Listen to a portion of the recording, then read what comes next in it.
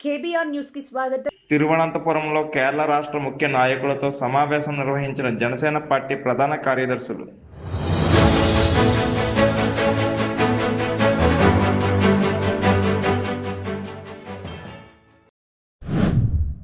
రాయలసీమలో వైఎస్ జగన్ పర్యటన.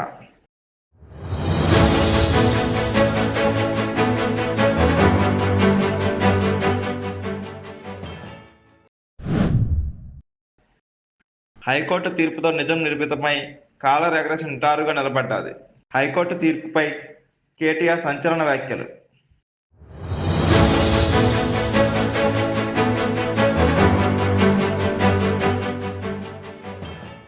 ఇది మొత్తం కూలిపోయింది, కొట్టుకపోయింది అని చెప్పి ఏదైతే చిల్లర ప్రచారం చేశారో ఇవాళ అది కొట్టుడు పోయింది. అంతిమ విజయం సత్యానిదే అని రుజువైంది.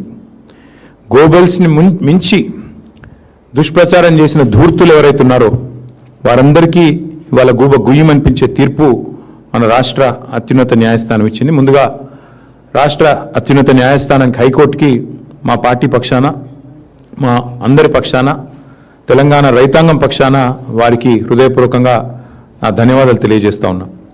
అట్లాగే మా న్యాయవాదుల బృందం ఏదైతే ఉందో, మా లీగల్ సెల్ ఎవరైతే ఈ రాష్ట్ర ప్రభుత్వం మీద నిర్విరామంగా పోరాటం చేస్తున్నారు, ఒక గ్రామస్థాయి కార్యకర్త మీద పెట్టిన కేసు నుంచి మొదలు పెడితే మా రాష్ట్ర అధ్యక్షుడు తెలంగాణ తొలి ముఖ్యమంత్రి కేసీఆర్ గారి మీద పెట్టిన కేసుల దాకా ఒకటే రకమైన కమిట్మెంట్తో పనిచేస్తున్న మా లీగల్ సెల్ కూడా, మా న్యాయవాదుల బృందానికి కూడా హృదయపూర్వకంగా వారికి కూడా అభినందనలు, ధన్యవాదాలు కూడా తెలియజేస్తూ ఉన్నాను.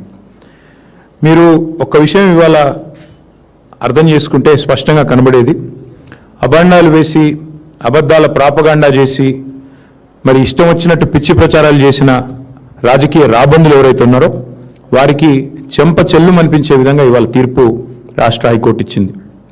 ఇవాళ గెలిచింది తెలంగాణ ప్రజలు, ఇవాళ గెలిచింది తెలంగాణ రైతులు, ఇవాళ గెలిచింది దశాబ్దాలుగా కరువు పీడిత ఈ నేలలో గోదావరి జలాలు రావాలి అని తన్లాడిన ప్రతి ఒక్కరు, మా విద్యాసాగర్ రావు గారు కావచ్చు, పెద్దలు జయశంకర్ గారు కావచ్చు, అట్లాగే మిషన్ కాకతీయలో కష్టపడ్డ ఇంజనీర్లు కావచ్చు, ప్రపంచంలోనే అతిపెద్ద లిఫ్ట్ ఇరిగేషన్ ప్రాజెక్టు కాళేశ్వరంలో కష్టపడ్డ ప్రతి కార్మికుడు కావచ్చు, అట్లాగే లక్షలాది ఎకరాల్లో పంట పండి ఇవాళ భారతదేశంలోనే నెంబర్ 1గా తెలంగాణ నిలబెట్టిన ప్రతి రైతు ఇవాళ గెలిచిండు. కుట్రలు కుతంత్రాలు కాంగ్రెస్ ఓడిపోయింది. ఇవాళ తెలంగాణ రైతులు, తెలంగాణ ప్రజలు, తెలంగాణలోని వివేకవంతమైన ఇంజనీర్లు, తెలంగాణ ఉద్యోగులు వారే కదా కష్టపడ్డది, వారందరూ ఇవాళ గెలిచారని చెప్పక తప్పదు. కక్షగట్టినట్టుగా ఇవాళ కాంగ్రెస్ పార్టీ ఏదైతే 3 సంవత్సరాలుగా చిల్లర ప్రచారం ఏదైతే చేస్తున్నదో, ఇవాళ ఆ పిట్టల దొరలు ఎవరైతే ఇన్ని రోజులు ఇష్టం వచ్చినట్టు మాట్లాడారో, కాళేశ్వరం కూలేశ్వరం అయింది, కాళేశ్వరం కుంగింది కూలింది అని తిరిగే పిట్టల దొరలకు ఇవాళ మొహం పగిలే విధంగా మరి హైకోర్టు సమాధానం ఇచ్చింది. ఇవాళ కూలింది కాళేశ్వరం కాదు, కేసీఆర్ గారి మీద మీరు చేసిన కుట్రలు, మీ కుటిల ప్రయత్నాలు నేటితో కూలిపోయాయి. కూలింది కాళేశ్వరం కాదు, మీరు నిర్లజ్జగా సిగ్గు విడిచి ఎవరు ఏమనుకుంటారో అని కూడా సోయి లేకుండా చేసిన అబద్ధాలు, ప్రచారం చేసిన అబద్ధాలు ఈరోజు గోదావరి ప్రవాహంలో కొట్టుకొని పోయినాయి. కూలింది కాళేశ్వరం కాదు, కూలింది ఇన్ని రోజులు మీరు మోసపూరిత గారడి ఏదైతే చేశారో అది కూలింది. సత్యమేవ జయతే అని మరొకసారి నిజం నిరూపితమైంది. నిజం నికార్సుగా ఇవాళ కాలరెగిరేసి నిటారుగా నిలబడ్డది. కొన్ని రోజులు కొంతమందిని మోసం చేయొచ్చు, కానీ అన్ని రోజులు అందరినీ మోసం చేయలేమని నానుడు ఏదైతే ఉందో ఇవాళ తేలిపోయింది. కేసీఆర్ గారి మీద బురద జల్లి, మా పార్టీ మీద బురద జల్లి ఇవాళ రాష్ట్రంలో కొంత రాజకీయ ప్రయోజనం మీకు కలిగి ఉండొచ్చు, కానీ ఇవాళ నిప్పులాంటి నిజం మాత్రం బయటకు వచ్చింది అని చెప్పక తప్పదు. అట్లాగే న్యాయస్థానాలు కూడా ఇవాళ ఒక విషయం రుజువు చేశాయి. ప్రభుత్వాలు ఏమనుకున్నా రాజ్యాంగానికి చట్టానికి వ్యతిరేకంగా ఎవరు తప్పుడు పని చేసినా ఊరుకోము అనేది ఇవాళ రాష్ట్ర హైకోర్టు తీర్పు ద్వారా స్పష్టంగా వెల్లడయింది. అట్లాగే ఒకటి మాత్రం వాస్తవం, ఇవాళ ఆయన ఎవరిని తెచ్చినా, రేవంత్ రెడ్డి ఎవరిని తెచ్చి ఈ కేసులో వాదింపజేసినా, ఎన్ని కమిషన్లు వేసి కుట్రలు చేసినా, ఎంత అబద్ధాన్ని నిజంగా నమ్మించే ప్రయత్నం చేసినా, ఇవాళ తెలంగాణలో పారుతున్న ప్రతి నీటి బొట్టు కేసీఆర్ గారి గొప్పతనానికి సాక్ష్యం అని స్పష్టంగా చెప్పక తప్పదు. పండుతున్న ప్రతి పంట ఆయన అకుంఠిత దీక్షకు నిదర్శనం అని చెప్పక తప్పదు. కేసీఆర్ గారు కట్టిన కాళేశ్వరం అజరామరం. తప్పకుండా ఇది భూమి ఉన్నంత కాలం, తెలంగాణ రాష్ట్రం ఉన్నంత కాలం, భూమి ఉన్నంత కాలం ప్రాజెక్టు ఉంటుంది. ఈ గోదావరిలో ఈ గోదావరి నది ఈ భూమి మీద పారినంత కాలం ఆయన చరిత్రను, కాళేశ్వరం ప్రాజెక్టు చరిత్రను నీలాంటి అంగుష్ట మాత్రులు మాత్రం ఎన్నడూ తాకను కూడా తాకలేరని చెప్పి కూడా నేను ఈ రాష్ట్ర ముఖ్యమంత్రికి చెప్తా ఉన్నా. మేము మొదటి నుండే చెప్తా వచ్చాం, ఈరోజు కాదు. ఈ పీసీ ఘోష్ కమిషన్ రిపోర్ట్ ఏదో ఇచ్చింది అని చెప్పినాడే నేను చెప్పాను, మా పార్టీ తరపునే చెప్పాను. ఇది పీసీ ఘోష్ కమిషన్ కాదు, పీసీసీ నివేదిక అని ఆ రోజే చెప్పాను. ఇవాళ అది అక్షర సత్యం అని చెప్పి తేలిపోయింది హైకోర్టు తీర్పుతో. వాస్తవం ఏంటి? కని విని ఎరగని గోదావరిలో ప్రవాహం వస్తే, వరదలు వస్తే 28 లక్షల క్యూసెక్కులు వచ్చినా మొత్తం మేడిగడ్డ బరాజు మీద నుంచి నీళ్లు ఫీట్ల ఎత్తున పోయినా తట్టుకొని నిటారుగా నిలబడ్డది మేడిగడ్డ. వాస్తవం అది.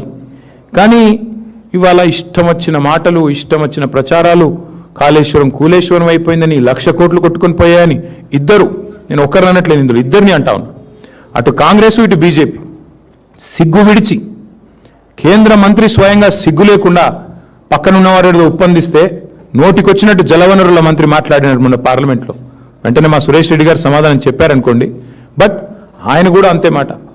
అట్లాగే ఇక్కడ ముఖ్యమంత్రి నుంచి మొదలు పెడితే గ్రామీణ స్థాయిలో ఉండే కాంగ్రెస్ కార్యకర్త దాకా ఒకటే మాట, పాడిందే పాటరా అన్నట్టు ఒకటే మాట, ఒకటే సొల్లుపురాణం. అందుకే ఈ జలద్రోహులు ఎవరైతే ఉన్నారో, 60 ఏళ్లుగా తెలంగాణకు నీళ్లు ఇవ్వకుండా ఏడిపించిన వాళ్ళు, 60 ఏళ్లుగా తెలంగాణ రైతులను ఇబ్బంది పెట్టిన వాళ్ళు, గోసబుచ్చుకున్న రాబందులకు ఇవాళ ఈ తీర్పుతో జ్ఞానోదయం కలిగి ఉండాలని చెప్పి నేను అనుకుంటా ఉన్నా.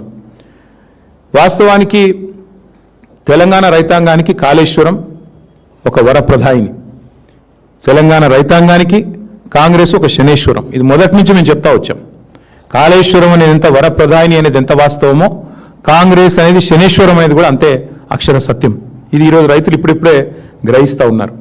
అట్లాగే మరిగా ప్రాజెక్టులు కట్టడమే నేరం, తెలంగాణకు నీళ్లు తేవడమే నేరం అన్నట్టుగా ఇవాళ మా మీద చేసిన కుట్రలు.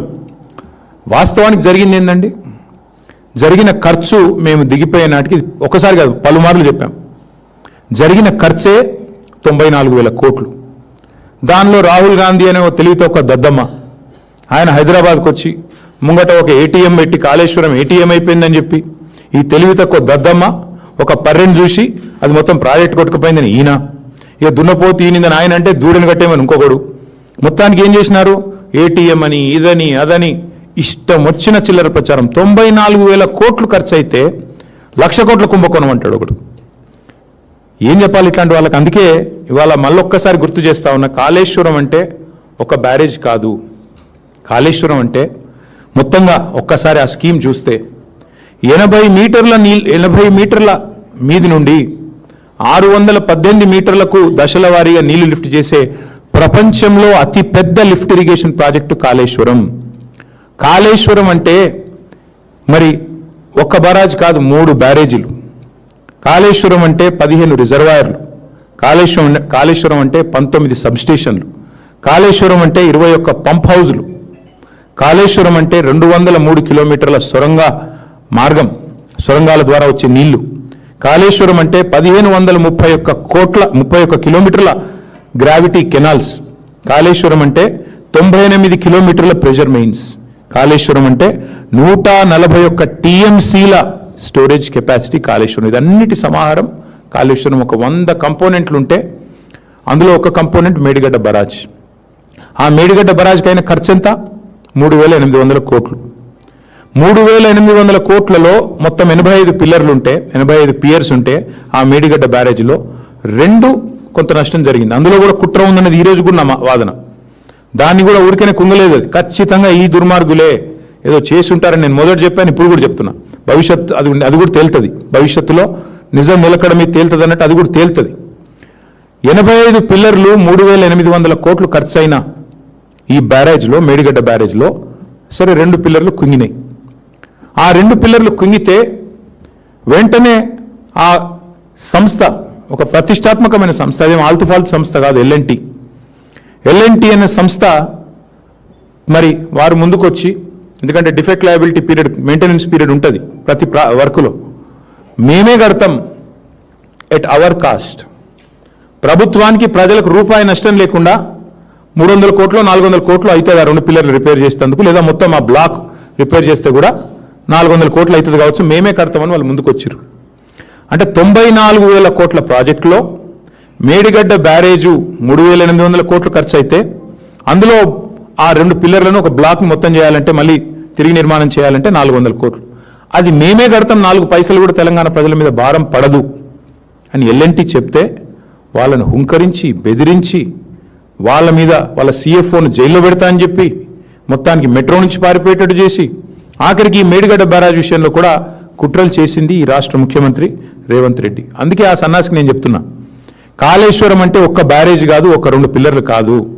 కాళేశ్వరం అంటే ఇందాక నేను చెప్పినట్టు 3 బ్యారేజీలు, 15 రిజర్వాయర్లు, 19 మరి పంప్ హౌజులు, 21 సబ్ స్టేషన్లు, 100 కిలోమీటర్లు, 1000 కిలోమీటర్ల గ్రావిటీ కెనాల్స్, ఇవన్నిటి సమాహారం కాళేశ్వరం. 94,000 కోట్లలో అయింది నష్టం 400 కోట్లకి. ఆ 400 కూడా ప్రజల మీద భారం పడకుండా ఆ సంస్థనే ముందుకొచ్చింది. ఇది వాస్తవం అయితే 1,00,000 కోట్లు పోయింది ఒక సన్నాసి, ఆ సన్నాసికి వంతపాడే ఇంకో సన్నాసి పార్టీ బీజేపీ. అందుకే మేము అనేది, ఇవాళ దుర్మార్గమైన ప్రచారం చేస్తూ ఈ పొలిటికల్ మైలేజ్ కోసం మమ్మల్ని డ్యామేజ్ చేయడం కోసం దారుణాతి దారుణమైన ప్రచారం చేశారు.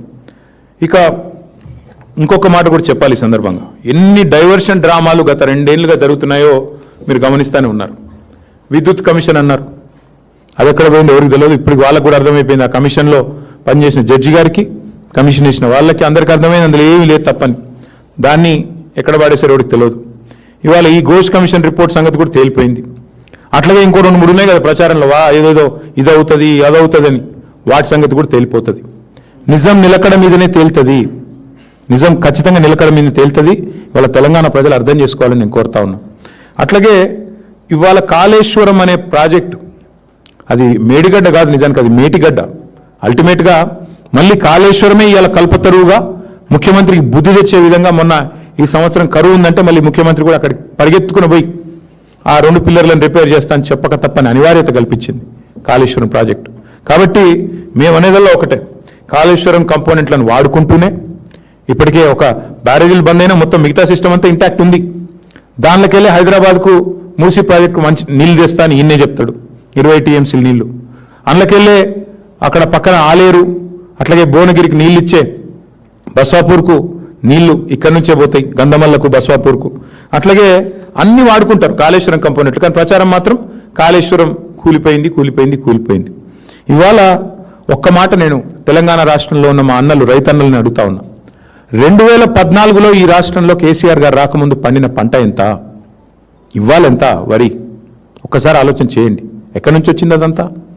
2014లో ఆనాడు సాగునీటి విస్తీర్ణం ఎంత, ఈరోజు ఎంత? ఆ రోజు 24 లక్షల మెట్రిక్ టన్నుల ధాన్యం సేకరిస్తే మేము దిగిపోయినాడు 1.5 మెట్రిక్ టన్నుల ధాన్యం సేకరించినాం. అట్లాగే ఆ రోజు సాగునీటి విస్తీర్ణం 1,31 లక్షల ఎకరాలు ఉంటే 2023 నాటికి 2.2 కోట్ల ఎకరాలు చేరుకున్న మాట వాస్తవం కాదా? ఇది కాళేశ్వరం మాత్యం కాదా? అట్లాగే ఇంకా విచిత్రమైన విషయం, ఏ ప్రభుత్వం అయితే ఈ బ్యారేజ్ ఎందుకు పనికిరాదని చెప్తుందో అదే ప్రభుత్వం మరి ఈరోజు తుమ్మిడేటి నుంచి సుందిళ్లకు నీళ్ళు ఎత్తిపోస్తామని చెప్పి వాళ్ళే చెప్తా ఉన్నారు. అంటే దీన్ని బట్టి అర్థం చేసుకోవచ్చు ఎన్ని రకాల ప్రచారాలు, ఎన్ని రకాల చిల్లర మాటలు. ఒకవైపేమో కూలిపోయిందంటారు, ఇంకోవైపేమో మల్లన్న సాగర్ నుంచి మూసీకి నీళ్లు తెస్తాం 20 TMCలు అని చెప్పి 10,000 కోట్లతోని వర్క్ ఇవాళ చేస్తూ ఉన్నారు. అందుకే గంధమల్ల విషయంలో కానీ, మల్లన్న సాగర్ నుంచి హైదరాబాద్ నీళ్లు తెచ్చే విషయంలో కానీ కాళేశ్వరం యొక్క గొప్పతనం ఈ పాటికే రేవంత్ రెడ్డికి అర్థం అయ్యే ఉంటుంది. మరి ఒక్కసారి దయచేసి ప్రజల్ని, రాష్ట్ర రైతాంగాన్ని కూడా నేను ఒక్కసారి ఆలోచించమని కోరుతా ఉన్నా. ఏం జరుగుతుంది మరి కాంగ్రెస్ వచ్చిన తర్వాత? సరే, మేము కట్టిన కాళేశ్వరంలో 100 కంపోనెంట్లలో ఒక కంపోనెంట్ అయిన బ్యారేజ్, ఆ బ్యారేజ్లో 85 పిల్లర్లు ఉంటే ఒక బ్యారేజ్లో 2 పిల్లర్లలో కొంత నష్టం జరిగి ఉండవచ్చు, కాదని నేను అంటలేను, జరిగి ఉండవచ్చు. మరి ఇవాళ కాంగ్రెస్ వచ్చినాక ఏం జరుగుతూ ఉంది? SLBC అనే ప్రాజెక్టు, వీళ్ళ కక్కుర్తికి, వీళ్ళ కమిషన్లకు అడ్డగోలుగా వీళ్ళు ఇష్టారీతిన ముందుకు పోతే అక్కడ ఉన్న పరిస్థితి అంచనా వేయకుండా 6 మంది కార్మికులు జల సమాధి అయిన మాట వాస్తవం కాదా? ఇప్పటికీ వాళ్ళ శవాలు ఆచూకీ దొరకని మాట వాస్తవం కాదా? ఇది కాంగ్రెస్ కక్కుర్తికి, కమిషన్లకు వాళ్ళు చేసిన వ్యవహారానికి అవినీతికి నిదర్శనం కాదా? నేను అడుగుతా ఉన్న భారతీయ జనతా పార్టీ నాయకత్వాన్ని, కేంద్ర ప్రభుత్వానికి కూడా, ఆ రోజు కాళేశ్వరంలో 2 పిల్లర్లు కుంగితే ఆగమేఘాల మీద ఎన్డీఎస్ఏ పరుగులు పెట్టుకుంటూ వచ్చిందే, 48 గంటల లోపలనే రిపోర్ట్ ఇచ్చిందే. మరి ఇవాళ ఎస్ఎల్బీసీ టన్నల్ కుప్పగూలితే ఎక్కడ సచ్చింది నీ ఎన్డీఎస్ఏ అని అడుగుతున్న మోడీ గారిని. ఎక్కడ పోయింది నీ ఎన్డీఎస్ఏ? వట్టెం పంప్ హౌస్ మునిగితే ఎక్కడ సచ్చింది మీ ఎన్డీఎస్ఏ? ఎక్కడ ఉన్నారు ఎన్డీఎస్ఏ వాళ్ళు, కేంద్ర ప్రభుత్వ పెద్దలు? మాకు కనబడ్డం లేదా? సుంకిశాల కూలిపోతే, రిటైనింగ్ వాళ్ళు కూలిపోయి 120 కోట్లు నష్టం జరిగితే ఎక్కడ సచ్చింది మీ ఎన్డీఎస్ఏ? బతికుందా? అని ఏ రకంగా వీళ్ళిద్దరిని అర్థం చేసుకోవాలి తెలంగాణ ప్రజలు? పెద్దవాగు కొట్టుకొని పోతే కాంగ్రెస్ వచ్చినాక జరిగినాయి ఇవన్నీ. ఇప్పుడు నేను చెప్పేది, సుంకిశాల రిటైనింగ్ వాల్ కూలిపోయింది, ఎస్ఎల్బీసీ టనల్ కూలిపోయింది, వట్టెం పంప్ హౌస్ మునిగిపోయింది, పెద్దవాగు కొట్టుకపోయింది, చెక్ డ్యాంలు అయితే పటాకులు వెలిచినట్టు వెలిచేస్తున్నారు ఇక్కడ చిల్లర కాంగ్రెస్ నాయకులు. చెక్ డ్యాంలనే వెలిచేస్తున్నారు ఇష్టం వచ్చినట్టు. ఎక్కడ సచ్చింది ఎన్డీఎస్ఏ? ఇది కాదా కాంగ్రెస్ బీజేపీ ఫెవికాల్ బంధానికి నిదర్శనం? ఈ వాస్తవాలు కావాలని చెప్పేది. ఎందుకు రాదు ఎన్డీఎస్ఏ? ఆ రోజేమో పిలవకుండానే పరిగెత్తుకొచ్చి 48 గంటల్లో రిపోర్ట్ ఇచ్చి దున్నపోతు నిందని వాడంటే దుడ్డని వీడిగట్టేయమన్నట్టు ఇష్టం వచ్చినట్టు తానా తందాన ఆట ఆడింది కాంగ్రెస్ బీజేపీ కాదా? ఎక్కడ వచ్చారు ఇవాళ కిషన్ రెడ్డి గారు, బండి సంజయ్ గారు? ఎందుకు మాట్లాడతలేరు? ఎస్ఎల్బీసీ టనల్ కూలిపోతే బీజేపీ వాళ్ళు మాట్లాడరు, వట్టెం పంప్ హౌస్ మునిగితే మాట్లాడరు. ఏమైంది మరి? చెక్ డ్యాములు పేలిపోతుంటే ఎక్కడో కాదు, బండి సంజయ్ పార్లమెంట్ పరిధిలోనే చెక్ డ్యాములు పటాకులు పేలినట్టు పేలిపోతుంటే కాంగ్రెస్ నాయకులు పేలుస్తుంటే ఏం చేస్తున్నాడు కేంద్ర హోంశాఖ సహాయ మంత్రి? కేసు పెట్టి 4 లోపల ఏరాదా?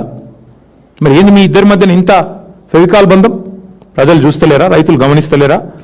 అందుకే మేము అనేది దొందే.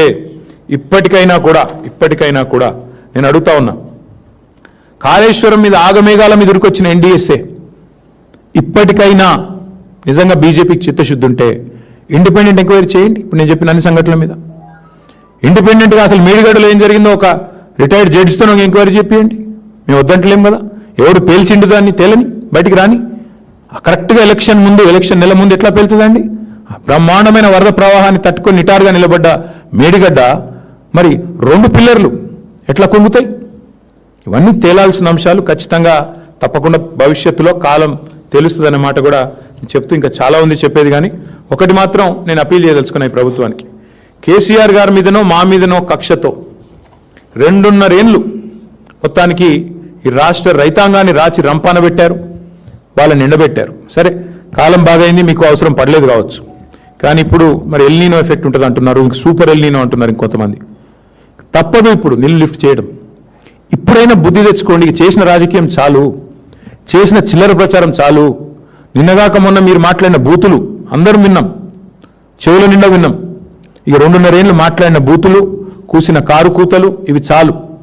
మా మీద కోపం ఉంటే ఏంటి కేసులే, ఇంకొక 10 కమిషన్లు వేసుకో. కానీ కోపం రైతాంగం మీద తీసి వాళ్ళ నిండబెట్టి, వాళ్ళ పంటలు ఎండబెట్టి, వాళ్ళ కరెంట్ ఇవ్వకుండా, రైతు బంద్ వేయకుండా, నీళ్ళు ఇవ్వకుండా ఏ రకంగా హింసించడం ఏదైతుందో ఇది ప్రభుత్వానికి తగదు, కాంగ్రెస్ పార్టీకి తగదు. ఇకనైనా లిఫ్టింగ్ స్టార్ట్ చేయండి, ఇకనైనా మీ యాక్టింగ్ బంద్ చేయండి, ఇకనైనా గవర్నమెంట్ మీద దృష్టి పెట్టండి, గాసిప్స్ మీద కాదు, గవర్నెన్స్ మీద దృష్టి పెట్టండి, ఇకనైనా పరిపాలన మీద దృష్టి పెట్టండి, పనికిమాలిన పనుల మీద కాదు అని రేవంత్ రెడ్డి గారు చెప్తూ మళ్ళొకసారి హైకోర్టుకు, అట్లాగే హైకోర్టులో సమర్థవంతంగా వాదనలు వినిపించిన మా న్యాయవాదులకు, అట్లాగే ఈరోజు ఈ మరి గొప్ప తీర్పుని ఆస్వాదిస్తున్న ప్రతి రైతు బిడ్డకు మళ్ళొకసారి హృదయపూర్వకంగా ధన్యవాదాలు, అభినందనలు తెలియజేస్తాం.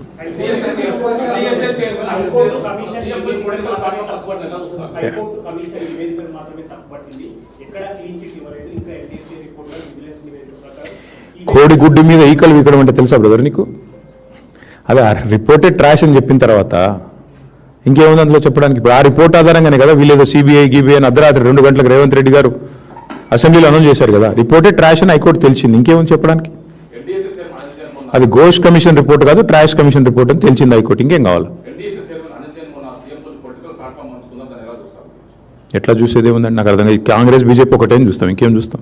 నేను అడుగుతున్న సింపుల్ ముచ్చట, ఇదే ఎన్డీఎస్ఏ ఎస్ఎల్బీసీ కుప్ప కూలి, కాంగ్రెస్ అవినీతి వల్ల కుప్ప కూలితే 6 మంది చచ్చిపోతే ఎన్డీఎస్ఏ ఎక్కడ చచ్చింది?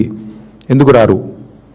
ఇదే ఎన్డీఎస్ఏ వట్టెం పంప్ హౌస్ మొత్తం మునిగి బాహుబలి మోటార్లు కూడా మునిగిపోతే ఎక్కడ సచ్చింది అని అడుగుతున్నా. ఇదే ఎన్డీఎస్ఏ తెలంగాణలో చెక్ డ్యాములు పటాకులు వెళ్ళినట్టు పేలుతుంటే ఎక్కడ చచ్చింది? సుంకిశాలలో రిటైనింగ్ వాల్ కూలిపోయి దగ్గర 180 కోట్ల ప్రజాధనం వృధా అయితే ఎక్కడ చచ్చింది ఎన్డీఎస్ఏ, ఎక్కడ చచ్చింది ఎన్డీఏ? నేను అడుగుతా ఉన్నా. వాళ్ళంతా ఒకటే, ఇద్దరు దొంగలు, దొంగ చీకటి ఒకటైపోయినట్టు వాళ్ళ ఇద్దరు ఒకటైంది కాంగ్రెస్ బీజేపీ వాళ్ళు. కాబట్టి మీరు ఆలోచన చేయండి, వాళ్ళ కాంగ్రెస్ ముఖ్యమంత్రిని కాపాడుతుంది ఎవరండి? వీళ్ళు కాదా? ఎవరు కాపాడుతున్నారు కాంగ్రెస్ ముఖ్యమంత్రిని? ఇవాళ అమృత్ స్కీమ్లో రేవంత్ రెడ్డి గారి బామ్మర్దికి కేంద్ర ప్రభుత్వం టెండర్ ఇస్తుంది. ఈయన ఏం చేస్తాడు? బీజేపీ ఎంపీలకు, తెలంగాణలో ఎన్డీఏ పార్ట్నర్లకు, బీజేపీ ఎంపీలకు, ఎన్డీఏలోని నాయకత్వానికి ఇవాళ తెలంగాణలో మొత్తం డేటా ఉంది. ఎక్కడెక్కడ టెండర్లు ఇస్తున్నారు, ఎక్కడెక్కడ వర్క్లు ఇస్తున్నారు అంటే ఎంత మంచి పరస్పర బంధం, ఆర్థిక బంధం ఎంత బలంగా ఉందో కనబడతలేదా? చెప్పండి. ప్రతిపక్ష హోదా రాదు, అధికార హోదానే వస్తుంది.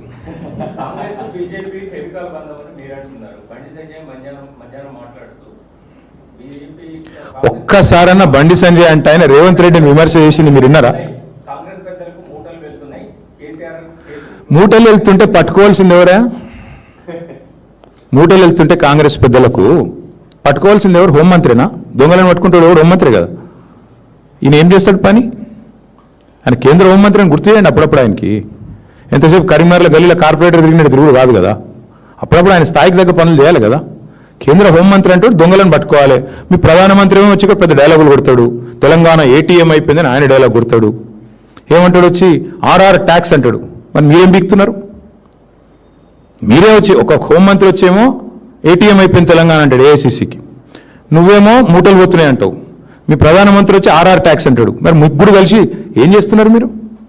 దేశాన్ని నడుపుతున్నారా లేకపోతే గాడుగులు తోలుతున్నారా? ఏం చేస్తున్నారు చెప్పమను.